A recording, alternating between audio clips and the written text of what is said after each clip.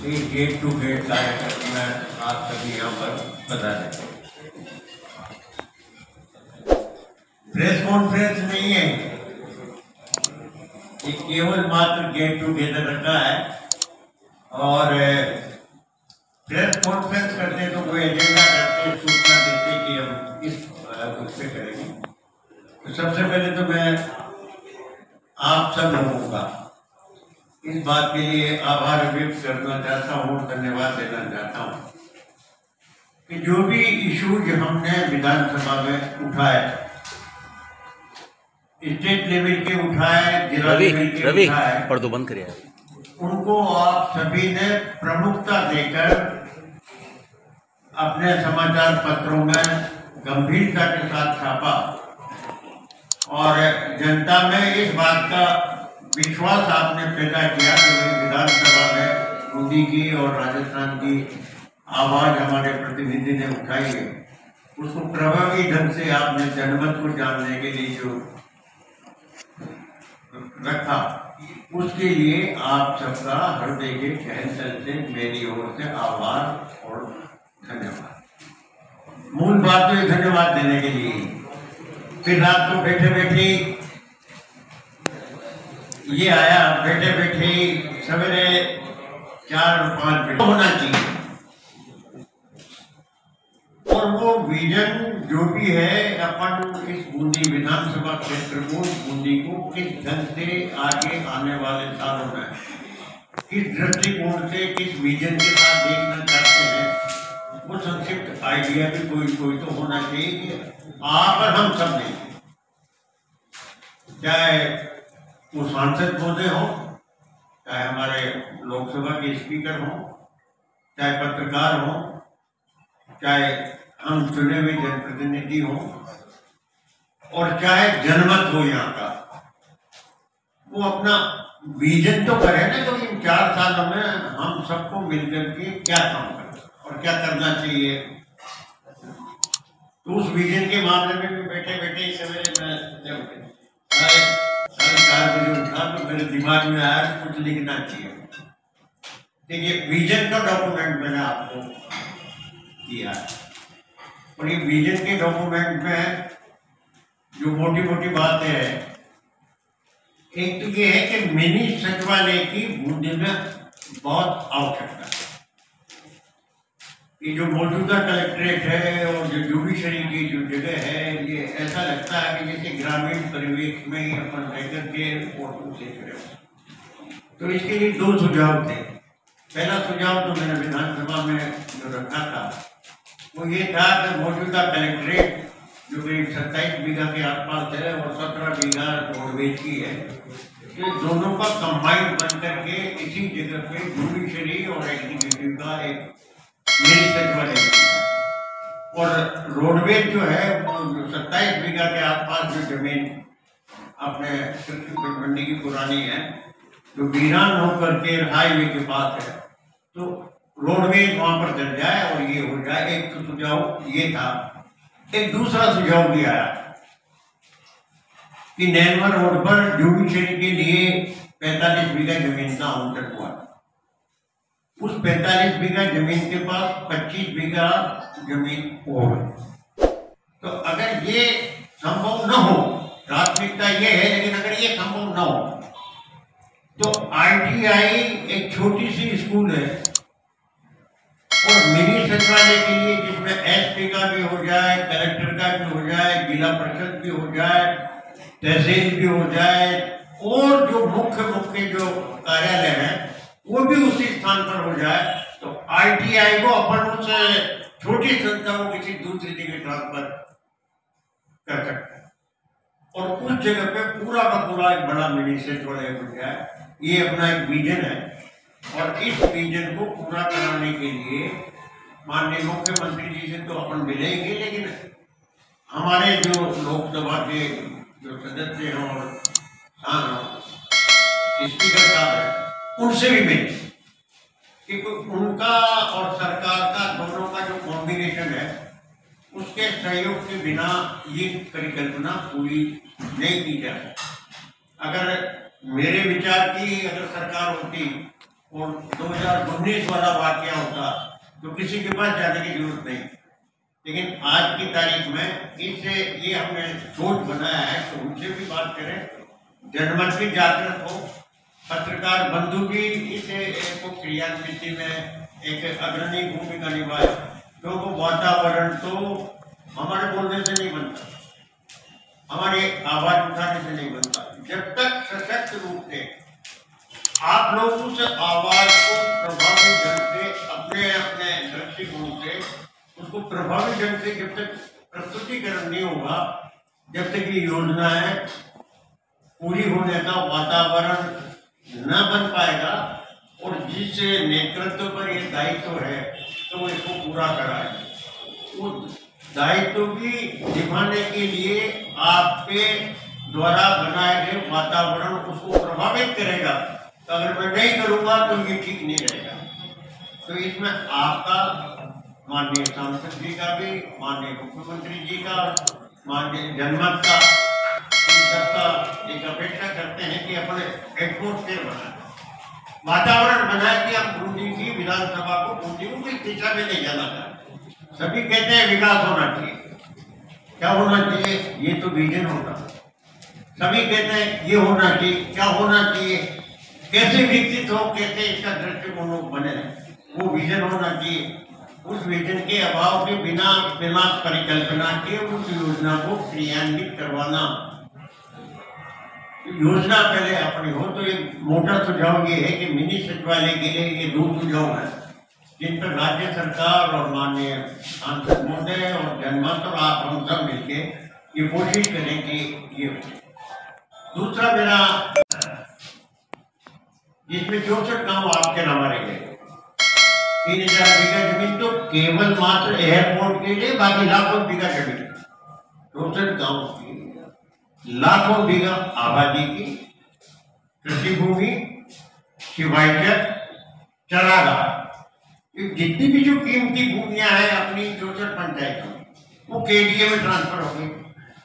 तो केडीए में ट्रांसफर होने से सारे अधिकार अपने खत्म हो गए।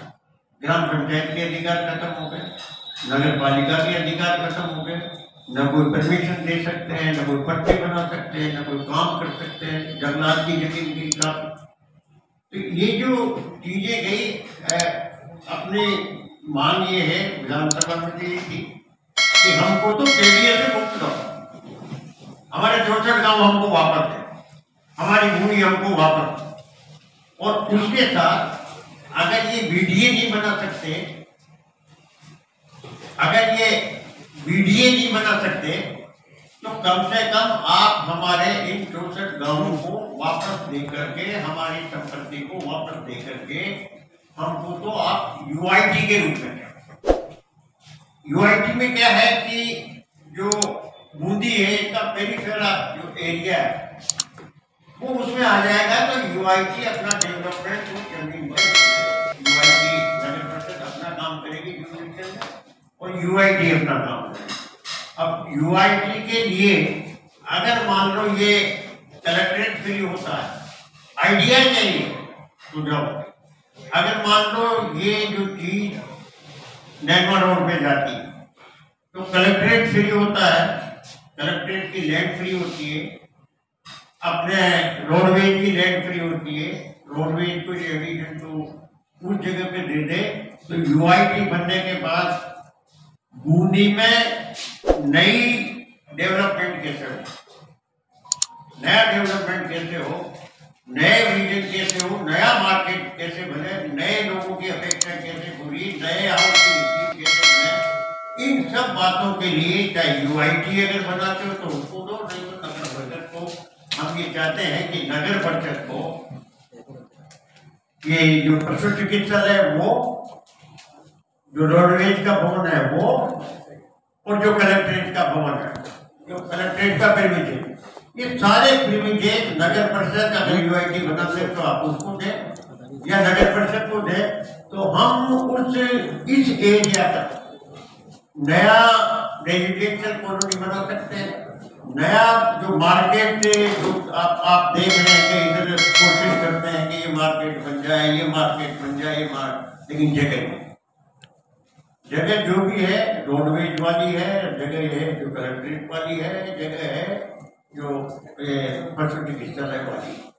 हम ये चाहते हैं कि अगर नैनवा रोड पर ये सारी स्कीम जाती है तो ये जो लैंड जो फ्री हो रही है इसकी रोडवेज वाली, और रोडवेज को कृषि उपज मंडी दे दो ताकि हाईवे से वो लिंक रहे, तो ये जो चीज है ये चीजें नगर परिषद को और यूआईडी बनाओ, तो आप इसको यूआईडी को और नगर परिषद को ट्रांसफर करें ताकि हम नई योजना बना सकें, रेजिडेंशियल कॉलोनी की बना सकें, नए मार्केट डेवलप।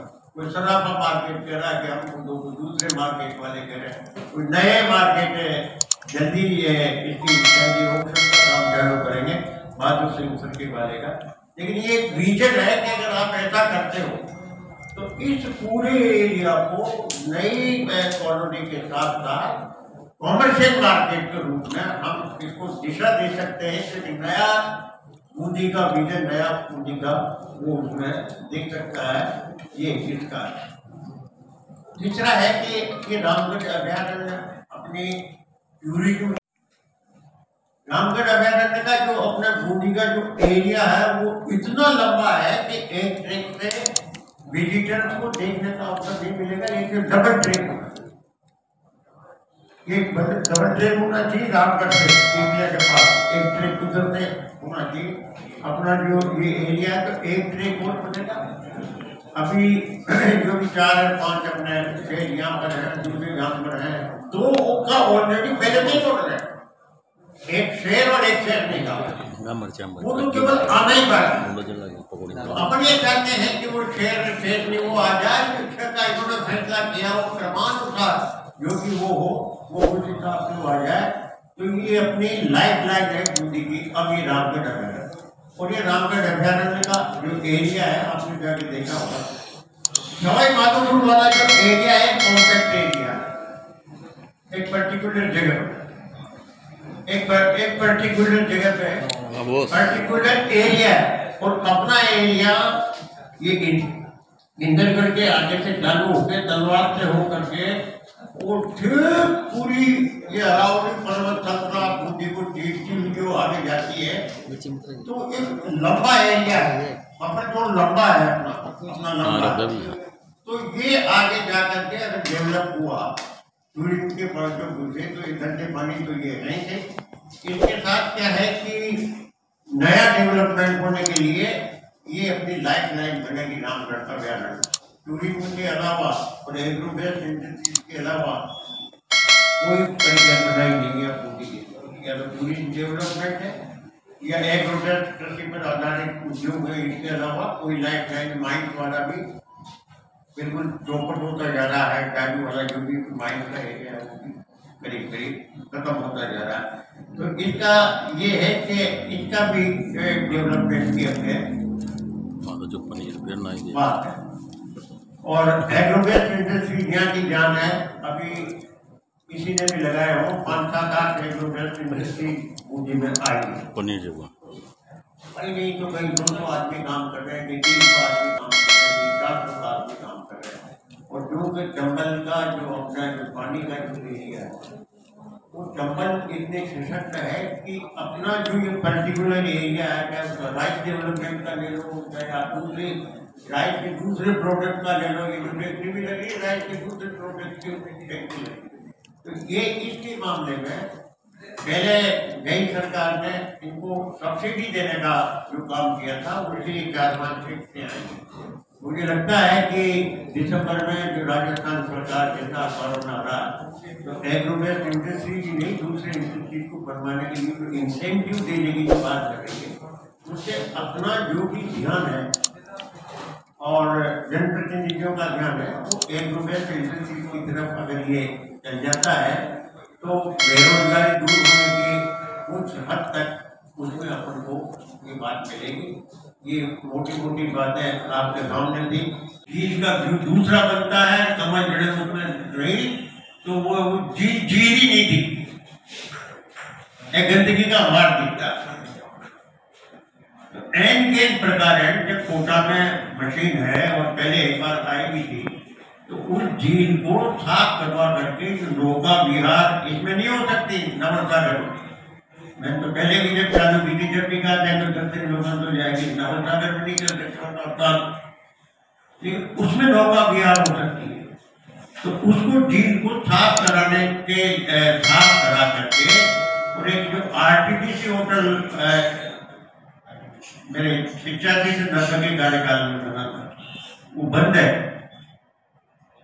उसको चालू किया जाना चाहिए। टूरिज्म के पॉइंट से ये मोटे रूप में जो बातें हैं, ये विजन के रूप में कि हमको क्या करना चाहिए, और सभापति जी भी हैं व्यक्ति, करोड़ रुपया मेरे विधायक कोष से भी देना होगा, तो मैं भुवनेश्वर के लिए देने में नहीं। मैंने सुझाव दिया है इसको टूरिज्म के point of view. 3 view Bundi को देखने के व्यू के सेंटर होना चाहिए। 3 जगह से बूंदी का नजारा एक अलग दिखाई देता है। नंबर 1 पे जो बोर्डिंग की छतरी है, यहाँ पर पब्लिक के आने जाने की एक व्यू सेंटर होना चाहिए। 10-20 आदमी बैठे हुए ताकि वो वहां से बूंदी को देखें, एक अलग नजारा आता है। एक आप मीरा जी के डूंगर पे चलना, वहां से आप बूंदी को देखोगे, उसका अलग नजारा है। एक आप सूरज छतरी पे चल जाओ, वहां से आप देखोगे एक अलग नजारा है। एक आप चौथा माता मंदिर के ऊपर चल जाओ, अलग नजारा आएगा। तो जो टूरिस्ट है उनको इनको इन तीनों 4 जगह रामगढ़ अभ्यारण्य मैंने संजय उससे भी कहा कि तुम इसके प्रपोजल तो बनाओ, ताकि आदमी बाईपास में, पहले बाईपास में एक छोटा सा वो बना